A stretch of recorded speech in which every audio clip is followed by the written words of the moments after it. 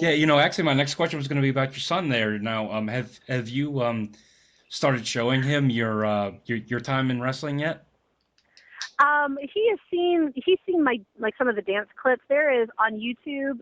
There is a guy who has the best Nitro Girl tribute page. He's Sam Hago, I think is what his little online thing is. It's like SAMHGO. But if you just look up anything on YouTube, Nitro Girl Spice or Nitro Girl tributes, you'll find some of his stuff, and it's so well done. He's got some of the best footage of us, and I've shown my son that. He's seen that a little bit, and that's pretty much it. He knows that I dance, and he hasn't really seen all the other wrestling things because he's 3.5. He's just kind of like, Mom, look, if it's not Spider-Man, really, or Lightning McQueen or Bolt, I just don't have time for it.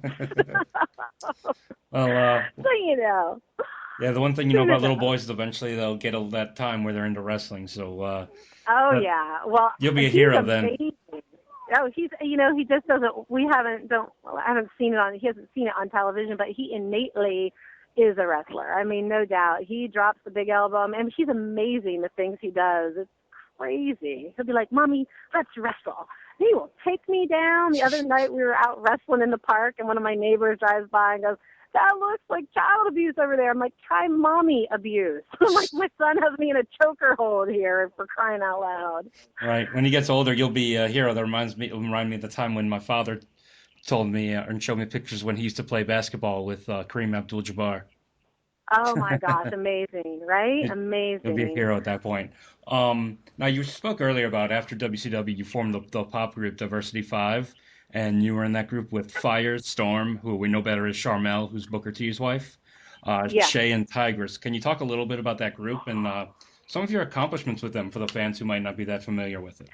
Oh my, I can. I just have to tell you guys, you're experiencing this with me firsthand. My son just got his first skateboard. That's awesome, buddy. I mean, that is, oh, it does have a claw at the bottom. It's awesome. Oh my gosh, that's a big moment. You see, one thing, and I'll answer your question in 1 second, Andrew. My son, on Disney, there's a show called Kick Butowski, and it is awesome. And it's about the suburban daredevil. And my son thinks that he is Kick Butowski. So when he's not wrestling, he's daredeviling it up, and now he just officially got his first skateboard. So you can consider this to be his first interview right here. Right, exactly. Exactly. Let it go down. Oh man. But the question about being with Diversity Five, the girls, like I said earlier, we really and truly were and continue to be to this day a family. And so it was amazing because, we actually had producers come to us. They were hoping at that time, Spice Girls were kind of winding down. Back, In Sync and Backstreet Boys, like everybody they were all there. They were up and coming, or not up and coming, they were. It was their time. And so it was all about the boy band and the girl band, and they saw us and they said, "You girls have name face recognition. You've got this huge following with wrestling, and we want to make you the next Spice Girl." So they'd come to us, and mind you, the only person that really, that had a set of pipes was Charmel. And she had to try that. So we immediately went in, just like going to wrestling school. You got to go into vocal school. And it wasn't about learning to sing because we could all carry a note, but it's about harmonizing as a fivesome and really getting our notes right and being able to sing and to dance, to keep the rhythm. It's a whole skill set that is phenomenal. And again, having gone through it, learned it, I love and have a deep respect for the people, even like a Beyonce that is flawless and amazing and performance. Pink, I watched her concert the other day from last year. She's so phenomenal. These singers who just really get up there and just, blow and dance and do it all, and it sounds amazing. It is such an art form. But it was a blast. It was a blast, and Charmel had gotten the opportunity to go back to WWE, and she felt that it was the right thing. She's like, and her and Booker were together, and it's just what she wanted to do. She wanted to go to be able to be with him, and so then the group took a little shift. We replaced her with Chiquita, who was also a Nitro girl. She was one of the later Nitro girls, and the only problem with that is that she didn't live in Atlanta. So she was up in Philadelphia. She'd fly in about every 2 months. We'd have major rehearsals together. She'd fly back out. We'd go do shows. We'd be in front of producers, and it's just a gig like anything. It's time, place, hoping that it's the right thing. And the girl group thing had just kind of passed because it was Brittany, it was Christina, it was Pink. That's when they were all right there. And then it became the guitar girls. Michelle, what was her name? I can't even remember. Michelle, somebody with a guitar. And so then it moved from, right as we were doing all that in pop culture, it moved from Brittany and Christina and Pink to then the guitar girls coming out. And so they wanted the solo female artists. They didn't want a group of 5. So we just missed our window. It wasn't our time. So there you have it. Yeah, actually, I'm going to backtrack here for a second. Another Nitro girl was Whisper, whose real name I is love Rebecca her. Hickenbottom, Shawn Michaels' Yeah. wife, and they Yes. were introduced by Kevin Nash. What are your memories of Rebecca, and did Shawn Michaels spend a lot of time around you guys on the road and things like that at that point? No, he didn't.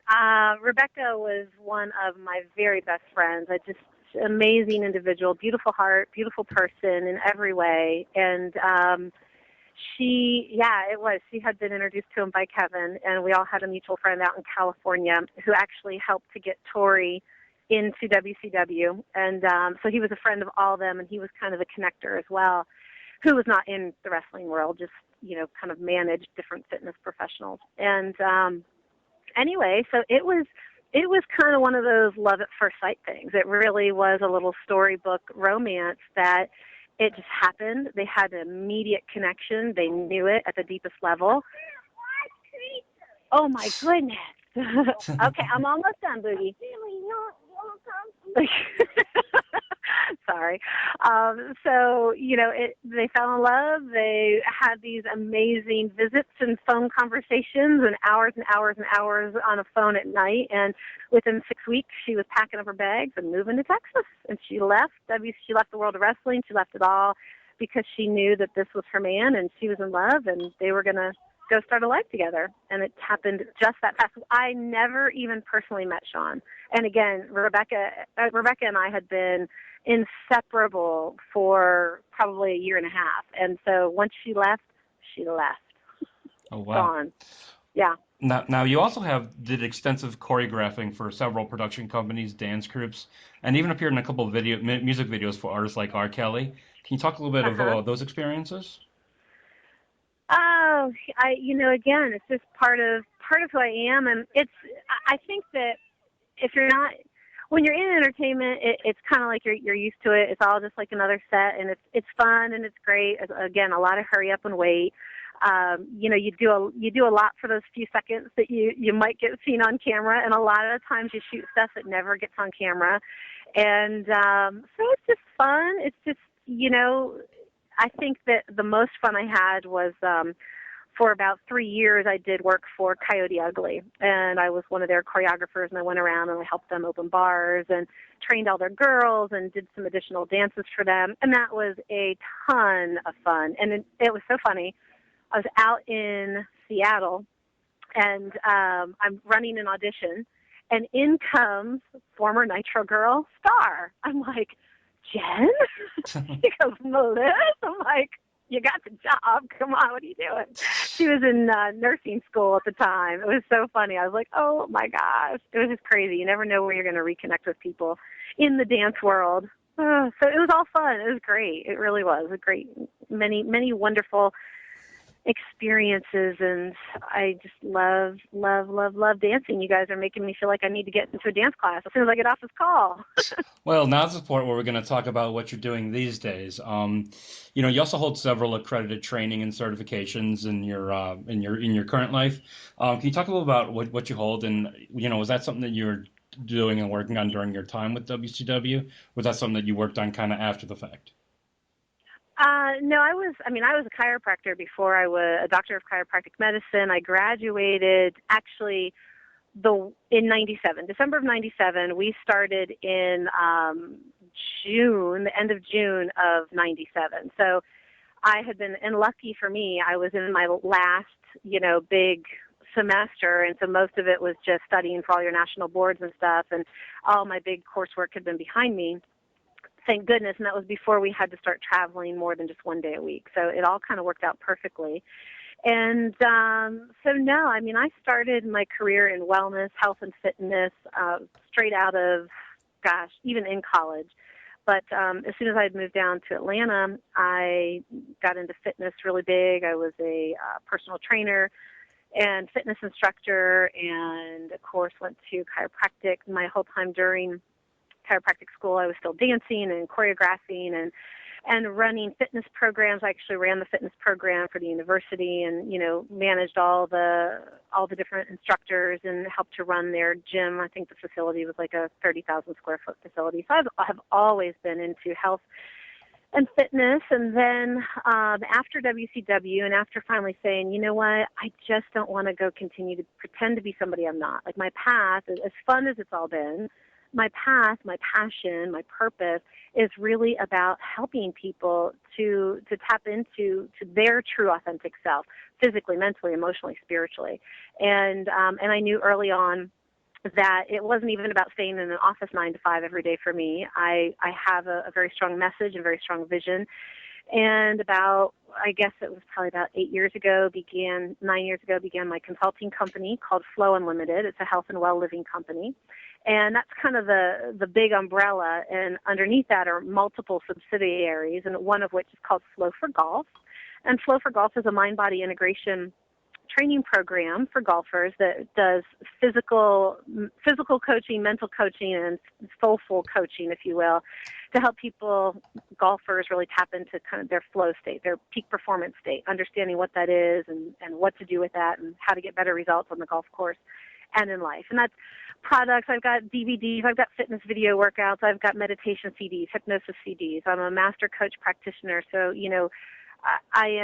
my whole thing is about evolving humanity, evolving the human spirit, and how do we listen to what is in our heart? How do we do what we're all here to do? Because we each have our own path and purpose, and being okay with that, because, I'll tell you, when I was in wrestling and we were the #1 show, I had so many people coming at me going, you've got the it factor, you've got the it, you can be this, you can be that, you should do this, you should do that.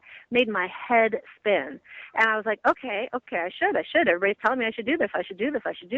And I got an agent. I was going to auditions all the time. I'm like, okay, I'll be an actress. And I'm like, and finally one day I'm like, no, actress.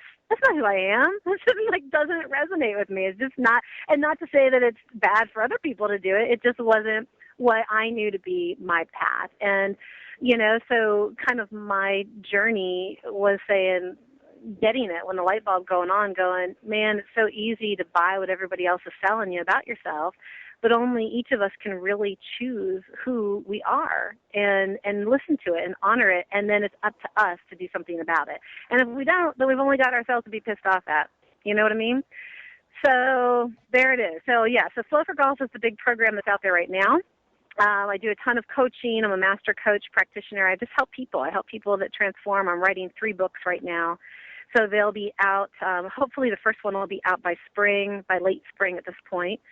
And, you can go to my website. I've got a couple of them. They all merge into one. You can go to flowforgolf.org, FLOWFORGOLF.org, flowunlimited.com, Melissa Grill Peterson with an EN.com. All of those websites go to the same place. You can find me on Facebook.